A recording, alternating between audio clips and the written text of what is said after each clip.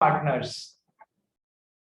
Types of partners में अपन ने active partner कर दिया, अपन ने डॉर्मेंट या स्लीपिंग पार्टनर भी कर दिया था। एक्टिव पार्टनर के लिए मैंने आपको बताया था कि सर एक्टिव पार्टनर वो जो कि बिजनेस में, फर्म के बिजनेस में पूरी तरीके से एक्टिवली पार्टिसिपेट करता है, फर्म के कंडक्ट ऑफ बिजनेस में पूरी तरीके से करता है। लोग जानते हैं, वो चेहरा है फर्म का कि अच्छा ये फर्म में तो साफ काम करते हैं, ठीक है। Plus he is a partner, ठीक है। प्लस ये एक्टिव पार्टनर यदि रिटायर हो रहा हो तो इसकी रिटायरमेंट का पब्लिक नोटिस देना जरूरी है, नहीं तो पब्लिक नोटिस नहीं दिया बाहर जाते वक्त तो फिर है ना, he will be continue to be responsible for all the work done by the firm even after his retirement from the firm। Retirement के बाद में भी इसको रेस्पॉन्सिबल बनाया जा सकता है for all the work done by the firm even after his retirement from the firm. और यदि ये एक्टिव पार्टनर इंसेन हो जाता है तो फिर उसके बेसिस पे कोर्ट इसके लिए वो कहते हैं ना इंसॉल्वेंसी, पूरी फर्म की, मतलब इंसॉल्वेंसी क्या, ये एक्टिव पार्टनर यदि इंसेन हो जाता है तो फिर कोर्ट उस पार्टनरशिप फर्म का डिसोल्यूशन अलाउ कर देता है। डॉर्मेंट मतलब स्लीपिंग पार्टनर, ये भी कर लिया था अपन ने। ये एक्टिवली पार्टिसिपेट नहीं करता है, इसको कोई जानता ही नहीं है, ठीक है, इसलिए इसको अपने रिटायरमेंट का पब्लिक नोटिस देने की जरूरत नहीं होती है, ठीक है। और लेकिन भले ही ये स्लीपिंग पार्टनर हो, लेकिन फर्म के द्वारा किए गए सारे कामों के लिए ये स्लीपिंग पार्टनर भी रेस्पॉन्सिबल होगा, इसको भी जिम्मेदारी उठानी पड़ेगी। नॉमिनल पार्ट, इसके बाद में हमने सब पार्टनर कर लिया था। सब पार्टनर मतलब जो अपन ने पढ़ लिया था कि एक पार्टनर ने अलग से अपनी हिस्सेदारी में से कुछ हिस्सा इसको देने का वादा किया है, तो ये सब पार्टनरशिप हो गई। लेकिन फर्म का कोई डायरेक्ट कनेक्शन इससे नहीं हुआ है, इसलिए ना तो ये फर्म के खिलाफ जा सकता है कि है ना मेरे को इस अकाउंट्स दो फर्म के, अरे भाई तू कौन, ना ये इंटरफेयर कर सकता है फर्म के डे टू डे बिजनेस में, ठीक है। ये हम सब पार्टनर तो पहले ही एक टॉपिक की तरह पढ़ चुके हैं। आइए नेक्स्ट पढ़ते हैं नॉमिनल पार्टनर। नॉमिनल पार्टनर का मतलब होता है नाम मात्र का पार्टनर, केवल दिखावे के लिए पार्टनर, जिसे नाम के लिए पार्टनर बनाया गया है। क्यों? मान लो एक पार्टनरशिप फर्म चला रहे हैं, खोली है जीत पटेल ने, निकुंज ने, भान्यमी ने और मोहित अग्रवाल ने, इन 4 जनों ने मिलकर एक पार्टनरशिप फर्म खोली है। तो जब वो पार्टनरशिप फर्म खोली है तो सर लेकिन कोई इनको सीरियसली ले ही नहीं रहा है, ठीक है। कोई लोन देने को तैयार नहीं होता है, कोई काम देने को तैयार नहीं होता है, कोई ऑर्डर नहीं देता है। तो इन्होंने क्या किया, एक मास्टर स्ट्रोक खेला कि इनके जो फैमिली फ्रेंड थे मिस्टर रतन टाटा, उनको ये लोग एज अ पार्टनर इंडक्ट कर लिए यहाँ पर। रतन टाटा ने कहा देखो यार, मेरे अब इस उम्र में ना तो मेरे को ना तो किसी का पार्टनर बनना है, ना ही कुछ बनना है, ठीक है। तो लेकिन उन्होंने कहा अच्छा सर आप केवल दिखाने के लिए बन जाइए, आप कुछ काम मत करना, आप कुछ पैसा मत लगाना, बस आप हमारा एक दिखाने के लिए कि सर रतन टाटा जी हमारी फर्म में पार्टनर है, तो लोन की बरसात हो जाएगी, ऑर्डर्स की बरसात हो जाएगी, लोग हमारे साथ में कॉन्ट्रैक्ट करने के लिए दौड़ेंगे, ठीक है। रतन टाटा जिस फर्म से एसोसिएट हो जाता है उससे। तो रतन टाटा ने कहा ठीक है सर, ना तो मैं पैसे लगाऊंगा ना मैं काम करूंगा, ठीक है, मैं केवल अपना नाम दे रहा हूं आपको। यानी कि मिस्टर रतन टाटा कौन हो गए, नॉमिनल पार्टनर हो गए। कौन हो गए, नॉमिनल पार्टनर हो गए, नाम मात्र के पार्टनर हो गए, केवल दिखाने के लिए पार्टनर हो गए। लेकिन सर मिस्टर रतन टाटा को यह ध्यान रखना चाहिए कि नॉमिनल पार्टनर भले ही नाम मात्र के लिए पार्टनर बनता है, लेकिन सर फर्म के सारे कामों के लिए जो कि रतन टाटा के इस फर्म में रहते हुए हैं, उन सब के लिए इनको रिस्पॉन्सिबल बनाया जा सकता है। इसको कहते हैं हवन करते हुए हाथ जलना। हवन करते हुए ओम स्वाहा ऐसे करते हैं ना अपन, ओम स्वाहा किस में करते हैं, अपन आग में करते हैं। तो इतने आग के पास में, मतलब अपन कर तो हवन रहे हैं लेकिन उसी से अपना हाथ जल जाए तो सर किया तो अच्छा काम, लेकिन उससे अपने कुछ गड़बड़ काम हो गया, नुकसान हो गया हाथ जलने का। तो रतन टाटा जी जो है केवल नाम दे रहे हैं, तो भी सोच समझ के किसी फर्म में नॉमिनल पार्टनर बनना, क्योंकि नॉमिनल पार्टनर को भी रेस्पॉन्सिबल बनाया जा सकता है for all the acts of the firm done when he was taken as a partner और नॉमिनल पार्टनर, ठीक है। समझ में आ गया होगा आप सभी लोगों को। पढ़ना स्टार्ट कर भी नहीं कुछ। Partner who have no real interest in the firm. हाँ आगे। Okay. They only give their name to the company. Is also liable to the third party like active partner. They only give their name to the partnership कर देना हो, company की यहाँ पर जरूरत नहीं है, या कंपनी नहीं पढ़ रहे हैं अपन। They only give their name to the partnership and he is also liable to the third party like an active partner. जैसे कि एक्टिव पार्टनर को या स्लीपिंग डॉर्मेंट पार्टनर लायबल होता है ना, उसी तरीके से नॉमिनल पार्टनर भी उसी हद तक लायबिलिटी ले सकता है। तो रतन टाटा जी को बहुत सोच समझ के किसी फर्म में नॉमिनल पार्टनर बनना है। Next is partner in profits only. पढ़ इसको। Partners who are entitled to share only profits of the firm and is not liable for losses. देखो Generally, such partners. देखो अब एक पार्टनरशिप फर्म है, इसमें यदि पार्टनर्स अंदर घुसते वक्त कोई रेशो डिसाइड नहीं हुआ है तो यहाँ पर इक्वल रेशो में बात चलेगी। लेकिन वो इस चीज को मतलब कि उनके प्रॉफिट शेयरिंग रेशो क्या रहेंगे, कैपिटल कंट्रीब्यूशन क्या रहेगा, वगैरह वगैरह, पार्टनरशिप एग्रीमेंट के थ्रू ये सब डिसाइड किया जा सकता है कि सर कौन सा पार्टनर कितना कैपिटल लाएगा, तो कैपिटल कंट्रीब्यूशन कौन सा पार्टनर कितना करेगा। सेकंड, प्रॉफिट शेयरिंग रेशियो क्या रहेगा, और यदि लॉस शेयरिंग रेशियो अलग अलग रखना है तो लॉस शेयरिंग रेशियो क्या रहेगा।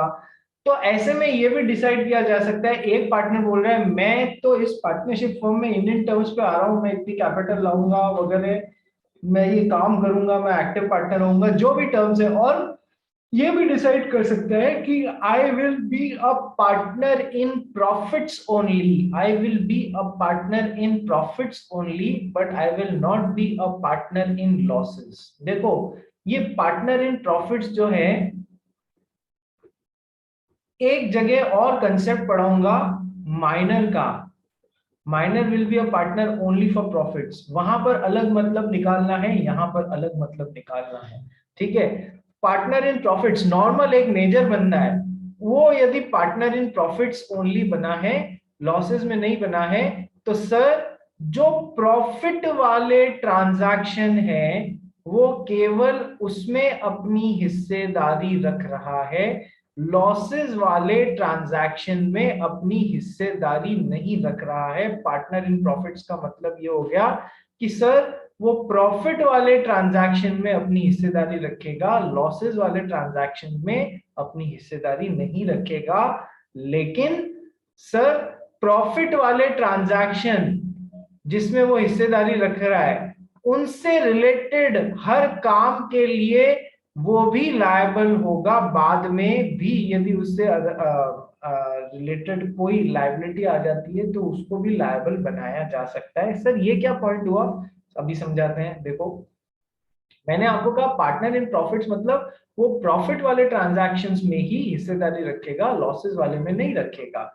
अब आगे क्या कि सर लेकिन मान लो दो तरीके के ट्रांजैक्शन है, ट्रांजैक्शन नंबर ए में प्रॉफिट हुआ, इसमें इसने हिस्सा लिया, ट्रांजैक्शन नंबर बी में लॉस हुआ, उसमें इसने हिस्सा नहीं लिया। ये जो ऊपर वाले बंदे हैं पार्टनर हैं, इन्होंने हिस्सा नहीं लिया, partner because he is a partner in profits only. अब ट्रांजैक्शन ए क्या था कि इस पार्टनरशिप फर्म ने काफी सारे मोबाइल मैन्युफैक्चरर थे, ये दे वर अ मोबाइल मैन्युफैक्चरर, उन्होंने कोई ऐसी टेक्निक काम में ले ली विच वाज मतलब अपने मोबाइल्स को बनाने में एक अच्छी टेक्निक काम में ले ली, ठीक है।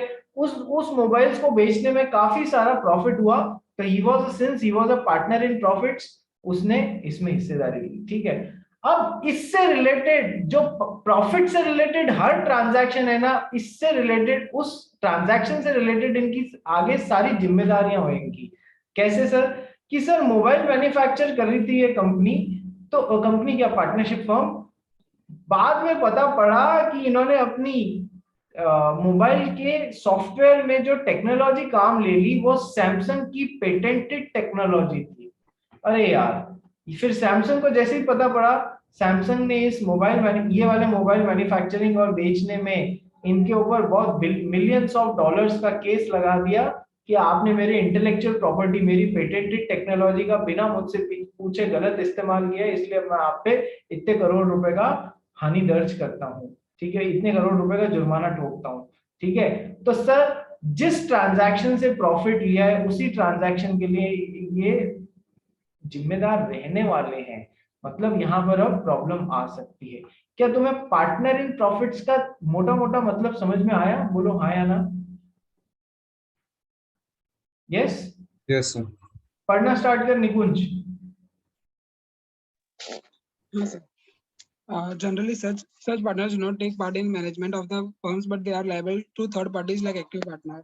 जनरली ऐसा जनरली होता है, such partners who are partners in profits only, वो मैनेजमेंट में पार्ट नहीं लेते हैं। ये है ना, ये 100% सच बात नहीं है, लेकिन आमतौर पे ये देखा गया है कि वो पार्टनर इन प्रॉफिट्स जो हैं वो मैनेजमेंट फर्म के डे टू डे मैनेजमेंट में और आई एम सॉरी बिजनेस में काम नहीं लेते हैं। But they are liable to third parties like active partners, but they are liable to third parties like active partners. बिल्कुल एक्टिव पार्टनर्स को जो भी उन्होंने प्रॉफिट वाले ट्रांजैक्शन किए उसके लिए वो पूरी तरह लायबल होंगे। कौन से? But they are liable to the third parties for this profit वाला ट्रांजैक्शन लाइक एक्टिव पार्टनर्स, जो अभी मैंने आपको एग्जांपल की सहायता से समझाया था। सब पार्टनर पढ़ने की जरूरत नहीं है, आ जाते हैं इनकमिंग पार्टनर। देखो इनकमिंग पार्टनर को किसी चीज के रेफरेंस में काम लिया गया है। एक तो होता है नई पार्टनरशिप फॉर्म बन रही है और उसमें ये 4 पार्टनर्स मिलके चालू कर रहे हैं, ठीक है। इन पार्टनर्स को इनकमिंग पार्टनर्स नहीं बोला जाएगा क्योंकि ये फर्म ही नहीं है। एक पुरानी फर्म चल रही है जिसमें 3 पार्टनर्स थे, एक पुरानी फर्म चल रही है जिसमें 3 पार्टनर्स थे, ऑलरेडी एग्जिस्टिंग फर्म थी, उसमें बाद में एक पार्टनर आके जुड़ा है, तो ये इनकमिंग पार्टनर कहलाएगा। अंदर आ रहा पार्टनर, अंदर आने के लिए पहले से फर्म में का एग्जिस्टेंस जरूरी है ना, तो in an already existing firm जब कोई अंदर आ रहा है as a partner, he will be known as incoming partner. पढ़ भाई। Such person is admitted into already existing firm with the consent of all the existing partner is called incoming partner. Such partner is not liable for the acts done before his admission as a partner. देखो such partner is admitted into an already existing firm, ये तो मैंने आपको बता दिया। with the consent of all the existing partners is called incoming partner। अब देखो कितनी अच्छी पॉइंट है, इस पार्टनर को अंदर ला रहे हो। सर पार्टनरशिप कैसा रिलेशनशिप होता है? Sir partnership is a fiduciary relationship, आपसी विश्वास वाला रिलेशनशिप है। जब आपसी विश्वास वाला रिलेशनशिप है तो इसका मतलब क्या है? ये बंदा कोई भी काम करेगा तो इससे ये बाकी के तीनों बाइंड होने लग जाएंगे, और जो बाकी के लोग काम करेंगे उससे ये खुद भी बाइंड होने लग जाएगा, हर पार्टनर बाइंड होने लग जाएगा। Mutual agency relationship, every partner is the partner and every partner is the principal and every partner is the agent of another partners. Perfect. तो सर जब इस बंदे के क्रियाकलापों से यदि इसे पार्टनर के जैसे ऐड कर लिया जाएगा तो क्या बाकी के पार्टनर्स बाइंड होने लग जाएंगे? हाँ सर होंगे ना। तो सर इस बंदे को अंदर लाने से पहले फर्म में एग्जिस्टिंग जितने भी पार्टनर्स हैं सबकी सहमति जरूरी है, सबकी सहमति जरूरी है। यदि कोई पार्टनर मना कर देता है कि नहीं यार मुझे ये आदमी सही नहीं लगता, मैं तो इससे बाइंड होना स्वीकार नहीं करूंगा, तो फिर प्रॉब्लम आ जाएगी। Then how will we take him as an incoming partner? क्या तुमको मोटा मोटा कंसेप्ट समझ में आ गया? इनकमिंग पार्टनर जो ऑलरेडी एग्जिस्टिंग फर्म में अंदर जा रहा हो और जो सबकी कंसेंट से जिसे ऐड किया गया हो एज अ पार्टनर। और ये दूसरा पॉइंट भी समझ में आया ना, with the consent of all the existing partners, ठीक है। Second, such partner is not liable for acts done before his admission as a partner। देखो ऑलरेडी चलती हुई फर्म थी, ये 3 जने पार्टनर थे, तो बाद में इसको यहाँ पर लाके जोड़ा गया इनकमिंग, इसने भी कंसेंट दे दी, इसने भी कंसेंट दे दी, इसने भी कंसेंट दे दी कि हाँ ले आओ कोई दिक्कत नहीं है, ठीक है। ये फर्म को चलते हुए 5 साल हो गए थे, 5 साल हो गए थे। तो सर इस अब जब ये इनकमिंग पार्टनर बना है और कॉन्ट्रैक्ट में कुछ भी नहीं लिखा है तो फिर हम ये मानेंगे कि इसको अंदर घुसने से पहले फर्म ने 5 सालों में जो भी काम किए हैं उसके लिए इसकी कोई जिम्मेदारी नहीं होगी। ये तो अपने घुसने के बाद से जिम्मेदार होने लगेगा for all the acts of the firm done after his admission as a partner. क्या ये इंपॉर्टेंट बात समझ में आई तुम लोग को? बोलो हाँ या ना। Yes sir. ठीक है, सबको आई कि नहीं आई? जोर से जल्दी से बोलो हाँ या ना। Yes sir. Yes, sir. ठीक है, लड़कियों की बैटरियां डाउन हो गई लगती है, लड़के ही बोल रहे हैं यस सर। पलक राठी, रिया, शैली, क्या हुआ भाई? हिमांशी,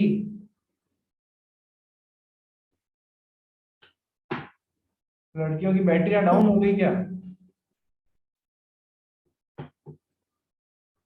लगता है पेरेंट्स को क्लास में भी साथ में बिठाना पड़ेगा कि देखो बच्चा पढ़ रहा है या नहीं पढ़ रहा है, बैटरी डाउन तो नहीं हो गई।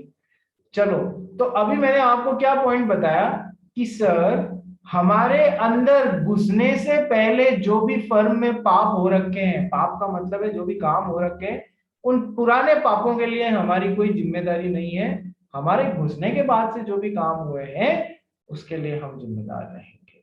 ठीक है सर, लेकिन this rule is subject to otherwise contract. This rule is subject to an otherwise contract, मतलब कि इसने अंदर घुसते समय यदि इस बात के लिए भी हाँ भर दी कि फर्म में पुरानी लाइबिलिटीज के लिए भी मैं जिम्मेदारी लेने को तैयार हूं, तो फिर अब जब बंदा बकरा खुद कटने को तैयार है तो फिर दूसरा क्या ही उसको बचाएगा। ठीक है, तो यदि इसने हाँ भर दी कि पुरानी लाइबिलिटीज के लिए भी मैं जिम्मेदार हूं, तब तो फिर अब कोई प्रॉब्लम ही नहीं है। लेकिन यदि कॉन्ट्रैक्ट साइलेंट है या इस बारे में कुछ मेंशन नहीं कर रहा है तो पुराने पापों के लिए इसकी जिम्मेदारी नहीं होगी। बोल भाई जीत Patel. Sir, if in case he accepts to pay a share to all the liabilities of the existing partnership firm, तो इसके मतलब तो he will have the benefits of the profits also. This all depends upon the contract. Contract में terms क्या लिखी हुई है? यदि कुछ नहीं लिखा गया है तो हम बोल रहे हैं पहले के पापों के लिए कोई जिम्मेदारी नहीं है। बात समझ में आ गई? Yes sir. ठीक है, कॉन्ट्रैक्ट की टर्म्स क्या है सब कुछ उस पर डिपेंड करेगा। चलिए, और कॉन्ट्रैक्ट साइलेंट है तो अभी तो बस हम इतना जानते हैं कि पहले वाले पापों के लिए हम जिम्मेदार कहां से हो सकते हैं। ठीक है, next let's come to outgoing partner.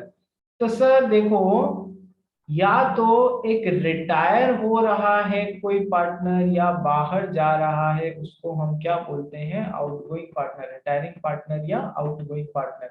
Outgoing partner का मतलब सिंपल सा है कि सर बाकी के पार्टनर्स मिलके फर्म चलाने की इच्छा रख रहे हैं, फर्म इसके जाने के बाद में कंटिन्यू करेगी, तभी तो ये आउटगोइंग पार्टनर हुआ। तो सर जो ऑलरेडी एग्जिस्टिंग फर्म से बाहर जा रहा है पार्टनर, आउटगोइंग पार्टनर, जिसमें बाकी के पार्टनर्स ने धंधा कंटिन्यू करने का नक्की किया है। So please read Nikunj. A partner who leaves the firm in which rest of the partner continues to carry on business, such is called retiring or outgoing partner. ठीक है, a partner who leaves the firm in which rest of the partners continue to carry on the business, such is called retiring or outgoing partner. Next, Such partner is liable for all the acts of the firm until public notice is given for his retirement. Sir देखो बहुत जरूरी बात है, यदि outgoing partner active partner है तो इसके बाहर जाने का पब्लिक नोटिस देना निहायत ही जरूरी है। नहीं तो यदि इसने अपने बाहर जाने का पब्लिक नोटिस नहीं दिया तो भैया ये बाद के कामों के लिए भी पूर्णतया जिम्मेदार रहेगा। क्यों, ऐसा क्यों होता है? पब्लिक को तो यही ध्यान है फलान चंद जी इस पार्टनरशिप फर्म में पार्टनर है, अच्छा वो तो बहुत अच्छे हैं, वो तो उनकी फर्म तो बहुत अच्छी है, ऐसा कर करके भी ट्रांजैक्शन करते रहेंगे। उन बेचारों को पता ही नहीं है कि ये तो कब के बाहर कट लिए हैं यहाँ से। तो जो एक्टिव पार्टनर रहा हुआ है उसको अपने रिटायरमेंट का पब्लिक नोटिस देना जरूरी है। लेकिन यदि आउटगोइंग पार्टनर एक स्लीपिंग पार्टनर रह रहा है तो उसको अपने रिटायरमेंट का पब्लिक नोटिस देने की कतई आवश्यकता नहीं है। ये तो हम ऊपर वैसे भी एडमिशन मतलब ये तो हम वैसे ही ऊपर पढ़ चुके हैं टाइप्स ऑफ पार्टनर पढ़ते हुए स्लीपिंग या डॉर्मेंट पार्टनर में। ठीक है, बात समझ आ गई जी? बोलो यस और नो आउटगोइंग पार्टनर में। Yes yes sir. चलो अब एक और इंपॉर्टेंट बात बताता हूं आपको। यदि मान लो ये एक पार्टनर है, ये इस फर्म से बाहर इसलिए जा रहा है क्योंकि इसकी डेथ हो गई, क्योंकि इसकी डेथ हो गई, एक्टिव पार्टनर था ये।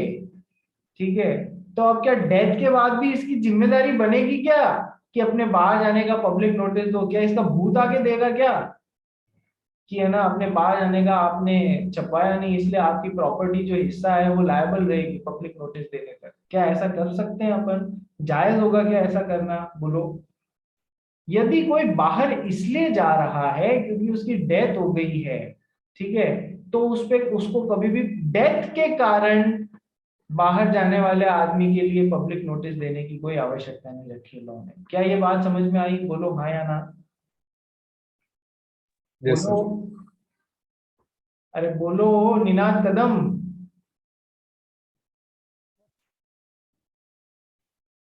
निनाद कदम,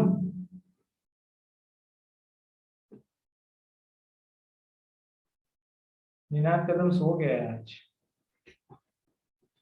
ठीक है, चलो तो सर डेथ के केस में, डेथ के केस में यदि कोई पार्टनर बाहर जा रहा है उसको ये पब्लिक नोटिस देने की कतई आवश्यकता नहीं है। Second, insolvency. यदि कोई पार्टनर इंसॉल्वेंट हो जाता है इस कारण वो बाहर जा रहा है, इंसॉल्वेंट होने के कारण बाहर जा रहा है, तो क्या उसको पब्लिक नोटिस देने की जरूरत है? बोलिए हाँ या ना। आपके हिसाब से क्या होना चाहिए? एक पार्टनर इंसॉल्वेंट हो गया है उसके कारण वो इस पार्टनरशिप फॉर्म से बाहर जा रहा है, तो क्या उसको पब्लिक नोटिस देने की जरूरत है? बोलो हाँ या ना। तुम्हारा सोचना क्या है, तुम्हारे विचार क्या है ये बताओ। शैली शाह,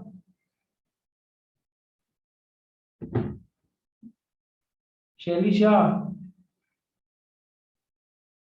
अरे शैली शाह क्या हो गया? आज सब मौन व्रत धारण किए हुए हो क्या? अरे मौन व्रत धारण किए हुए हो? नहीं सर। सर इंसॉल्वेंसी के कारण भी यदि कोई बाहर जा रहा है पार्टनर, तो उसका पब्लिक नोटिस देने की जरूरत इसलिए नहीं है क्योंकि किसी कोई आदमी इंसॉल्वेंट हुआ है या नहीं हुआ है ये कौन डिसाइड करेगा? कौन एडजस्ट करेगा उस आदमी को कि वो इंसॉल्वेंट हुआ है या नहीं हुआ है? कोर्ट डिसाइड करेगा कि ये फलान चंद जी इंसॉल्वेंट हुए हैं या नहीं हुए। कोर्ट जब डिसीजन देगा तो कोर्ट के डिसीजन हमेशा ध्यान रखना वैसे ही पब्लिक डोमेन में होते हैं। कोर्ट के डिसीजन वैसे ही पब्लिक डोमेन में होते हैं, उनको वापस इस बाबत पब्लिक नोटिस छपाने की कोई जरूरत नहीं है। बोलो सर, बात समझ में आ गई आपके कि सर डेथ के केस में या इंसॉल्वेंसी के केस में कोई पार्टनर बाहर जा रहा है तो उसका पब्लिक नोटिस देने की जरूरत नहीं है। कोई स्लीपिंग पार्टनर भी बाहर जा रहा है तो उसका कोई पब्लिक नोटिस देने की जरूरत नहीं है। मैं आपको जैसे जैसे पॉइंट्स आ रहे हैं ये मैं इसलिए समझा रहा हूं आपको क्योंकि एग्जाम में एक क्वेश्चन आने की प्रबल संभावना होती है। एक्सप्लेन कि इंडियन पार्टनरशिप एक्ट में पब्लिक नोटिस देने की कब कब जरूरत होती है और कब कब पब्लिक नोटिस देने की जरूरत नहीं होती है। तो हमने इतना तो पढ़ लिया, यदि कोई पार्टनर आउटगोइंग पार्टनर है तो सर उसको उसके बाहर जाने का पब्लिक नोटिस देना जरूरी है। और ये तो अपन ने पहले पढ़ रखा है इसलिए इसमें अटैच कर दिया, आउटगोइंग पार्टनर एक्टिव पार्टनर है तो उसके बाहर जाने की पब्लिक नोटिस देना जरूरी है। ठीक है, यदि कोई पार्टनर डेथ के कारण बाहर जा रहा है तो फिर जरूरी नहीं है, इन पब्लिक नोटिस देना जरूरी नहीं है। इंसॉल्वेंसी के कारण बाहर जा रहा है पब्लिक नोटिस देना जरूरी नहीं है। ठीक है सर, यदि पब्लिक नोटिस नहीं दिया एक एक्टिव पार्टनर ने बाहर जाते वक्त तो सर फर्म ने उसके बाहर जाने के बाद में जो भी काम किए हैं उस सब के लिए भी एक्टिव पार्टनर को जिम्मेदार ठहराया जा सकता है। वंडरफुल। तो सर ऐसे केस में पब्लिक नोटिस कौन देगा? सर यह बाहर निकलने वाला एक्टिव पार्टनर खुद भी दे सकता है, फर्म भी दे सकती है, ठीक है, दोनों में से कोई भी दे, आना जरूरी है, that is what is important. अभी हम और सिचुएशंस पढ़ेंगे जहां पर पब्लिक नोटिस देने की जरूरत होती है बाद में, जैसे जैसे चैप्टर्स और सिचुएशंस आगे बढ़ेंगी ना तुमको समझ में आता जाएगा, ठीक है। तो क्या तुमको इनकमिंग और आउटगोइंग पार्टनर समझ में आ गए? हाँ सर, कुछ इसमें और ज्यादा समझने की जरूरत नहीं। अब देखो 8वां और 9वां पॉइंट है ना, ये नोट्स में तो एक जैसे आए हुए हैं, लेकिन इनमें फर्क क्या है ये मैं आपको समझाऊंगा। पढ़ने वढ़ने का देखो, नोट्स में एक जैसे आए हुए हैं इसलिए तुमको नोट्स पढ़ के फर्क पता नहीं पड़ेगा, मैं जो समझा रहा हूँ उसको बहुत ध्यान से समझना, ठीक है। अब 8वां पॉइंट है पार्टनर बाय ईस्टॉपल, और 9वां पॉइंट है पार्टनर बाय होल्डिंग आउट। दोनों में क्या फर्क है रे? अच्छा, ईस्टॉपल का नियम तो हमने पहले पढ़ चुके हैं, नो ईस्टॉपल अगेंस्ट द माइनर, और रूल ऑफ ईस्टॉपल क्या होता है? सो पार्टनर बाय ईस्टॉपल, ईस्टॉपल का मतलब क्या होता है, कौन बताएगा मेरे को? What is the meaning of the word estoppel? Devansh,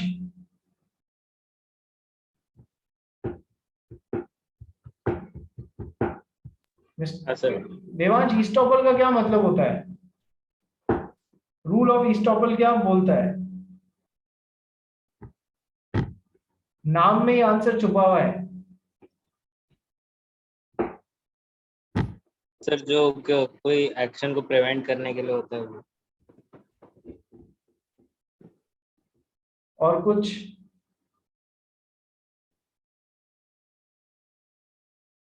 जीत पटेल बोल। Sir, to stop somebody from doing something, representing. To stop somebody from doing something. Complete rule of estoppel क्या बोलता है, थोड़ा डिटेल में बता। Sir, can I example से बता सकते हो? हाँ हाँ जरूर। Sir, एक ही मिनट।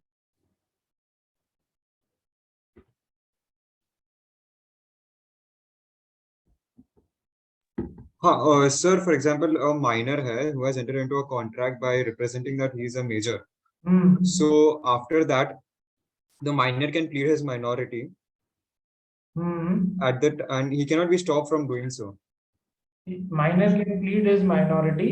तो इससे रूल ऑफ ईस्टॉपल, मैं तेरा वो एग्जाम्पल समझ गया। तो ईस्टॉपल का रूल क्या बोलता है? ईस्टॉपल का रूल क्या बोलता है? अपन तो कह रहे हैं माइनर पे ईस्टॉपल वाला रूल एप्लीकेबल नहीं होता है। हिमांशी बता क्या हुआ? तो मतलब अगर किसी ने कोई चीज पहले बोली होगी तो आप उन्हें रोक सकते हो कोर्ट में उसका उल्टा बोलने के लिए। एग्जैक्टली यदि एक्स ने वाई के सामने कुछ रिप्रेजेंट किया है, एक्स ने वाई के सामने कुछ रिप्रेजेंट किया है कि मेरा ऐसा ना मेरा वैसा, उस बेसिस पे कॉन्ट्रैक्ट बना लिया वाई ने एक्स के साथ में, तो एक्स बाद में ये नहीं बोल सकता था कि नहीं नहीं वो बात सही नहीं थी, वैसा नहीं है। अब उसे वैसे ही रिप्रेजेंट करे, वैसे ही एक्ट करना पड़ेगा जैसे उसने पहले रिप्रेजेंट किया था, उसे वैसे ही एक्ट करना पड़ेगा जैसे उसने पहले रिप्रेजेंट किया था। फॉर एग्जाम्पल एक्स ने वाई को रिप्रेजेंट कर दिया कि मैं तो इस पार्टनरशिप फर्म में पार्टनर हूं, मैं तो इस पार्टनरशिप फर्म में पार्टनर हूं, ठीक है। और वाई ने इस बेसिस पे उसके साथ में कोई कॉन्ट्रैक्ट बना लिया, तो अब उससे अब ये बाद में नहीं बोल सकता अरे नहीं नहीं मैं तो उस पार्टनरशिप फर्म में पार्टनर नहीं था, वो तो ऐसे ही बोल दिया गया था। इसे वैसे ही एक्ट करना पड़ेगा जैसे कि सही में ये पार्टनर हो, वैसे ही एक्स वाई उससे काम करा सकता है, ठीक है। ये बाद में डिनाई नहीं कर सकता, he will be stopped from denying that fact. तो देखो ईस्टॉपल अपन कहते हैं rule of estoppel does not apply on minor, यानी माइनर ने अपने आप को मेजर जैसे रिप्रेजेंट करके, माइनर ने अपने आप को मेजर जैसे रिप्रेजेंट करके मिस्टर एक्स के साथ में कोई एग्रीमेंट बना लिया हो, बाद में मिस्टर एक्स को पता पड़ता है ये भाई साहब तो गेम खेल गए, ये माइनर है मेजर नहीं है, तो चलो अपन तो इन पे रूल ऑफ ईस्टॉपल लगा दें, तुमने मेजर जैसे रिप्रेजेंट किया वैसे ही ऐड करो जैसे तुम मेजर हो. You can not deny this fact, you will be stopped from doing so. तो माइनर तो पढ़ा लिखा माइनर है, वो बोलेगा rule of estoppel does not apply on minors. Once a minor, always a minor. I can always plead my minority, जैसा जीत पटेल ने बताया. ठीक है, तो ये होता है रूल ऑफ estoppel. तो अब देखो दो टर्म्स है, estoppel और होल्डिंग आउट. दोनों में फर्क क्या है? दोनों के अंजाम एक ही है, लेकिन दोनों में फर्क क्या है ये समझो. सबसे पहले तो estoppel में तो क्या होता है, एक एक एग्जाम्पल से समझाता हूं. estoppel का एक नया एग्जाम्पल देखो. मिस्टर एक्स को अपना कुछ सामान बेचना था, ओल्ड जिसे अपन एंटीक सामान बोलते हैं ना, वो बेचना था. मिस्टर वाई को पता था कि इनको मिस्टर एक्स को अपना ओल्ड एंटीक सामान बेचना है. मिस्टर जेड एक विदेशी भारत घूमने आए, मिस्टर वाई के संपर्क में आए. ठीक है, मिस्टर वाई ने बातों ही बातों में पता लगा लिया इनको ओल्ड एंटीक आइटम खरीदने अच्छे लगते हैं. इनको मिस्टर वाई लेके गए मिस्टर एक्स के सामने और बोला इन्होंने मुझे मिस्टर एक्स ने मुझे एजेंट अपॉइंट कर रखा है. मिस्टर एक्स ने मुझे एजेंट अपॉइंट कर रखा है. ठीक है, क्या चीज बेचने के लिए? ये ओल्ड एंटीक आइटम बेचने के लिए. ठीक है, मिस्टर एक्स के सामने ये सब बात कर रहा है. ठीक है, और इन्हीं के सामने सौदा तय कर देता है, जबकि मिस्टर एक्स ने मिस्टर वाई को कोई एजेंट जैसे अपॉइंट नहीं कर रखा हो.